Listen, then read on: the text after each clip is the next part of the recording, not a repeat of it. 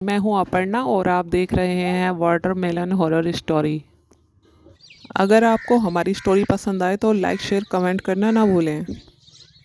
ये कहानी है एक छोटे से गांव रामगढ़ की।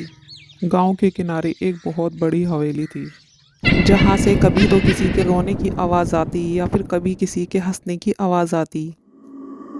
इस गांव के लोग इन आवाज़ों की वजह से बहुत ज़्यादा खौफज़दा थे।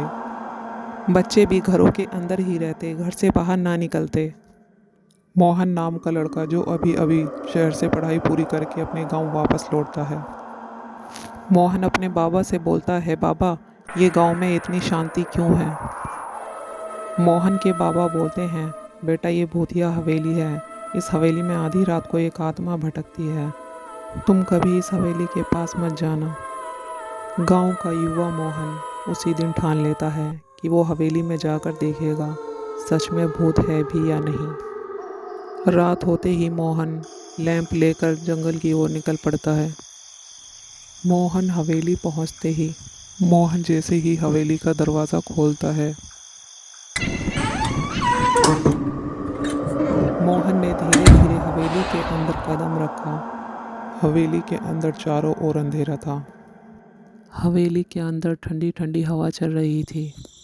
हवा की साए साए से मोहन की धड़कनें तेज हो रही थीं।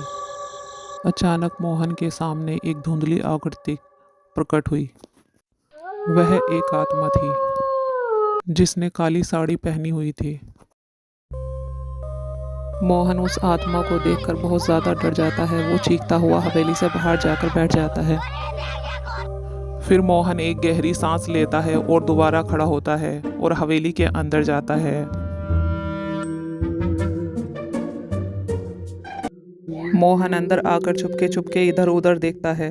मोहन के सामने अचानक से वही आत्मा आकर फिर से खड़ी हो जाती है। ये चुड़ैल बहुत भयानक थी, बहुत लंबी चौड़ी थी। उसके बाल उसके चेहरे पर आ रहे थे।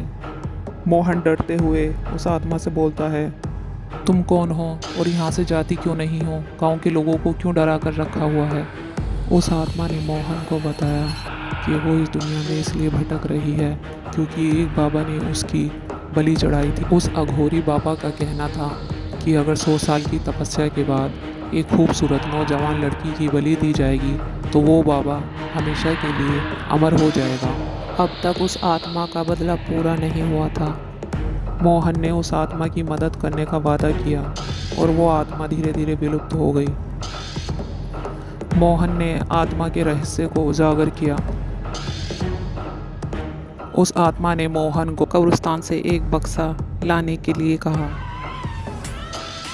राहुल डरते डरते कब्रिस्तान की ओर चलता रहा। अब कब्रिस्तान आ चुके थे और मोहन बहुत ज़्यादा परेशान था कि मैंने मदद करने का वादा तो कर लिया, लेकिन अब मैं कब्रिस्तान के अंदर कैसे जाऊं? अब अगर मैंने उस आत्मा का काम नहीं किया तो वो आत्मा मुझे जान से मार डालेगी। राहुल ये सब सोच ही रहा था कि अचानक उसकी नज़र 2 बड़ी बड़ी आंखों पर पड़ी। मोहन डर की वजह से पीछे गिर पड़ा। फिर मोहन हिम्मत करके फिर से खड़ा हुआ और आत्मा की बात उसको याद आई कि एक पेड़ पर उल्लू बैठा होगा, उसी पेड़ के नीचे वो बक्सा दबा है। मोहन जल्दी जल्दी से गड्ढा खोदता है। मट्टी खोदने के बाद में मोहन को वो बक्सा दिखाई देता है। मोहन खुश हो जाता है और वो बक्सा उठाकर वहाँ से निकल पड़ता है।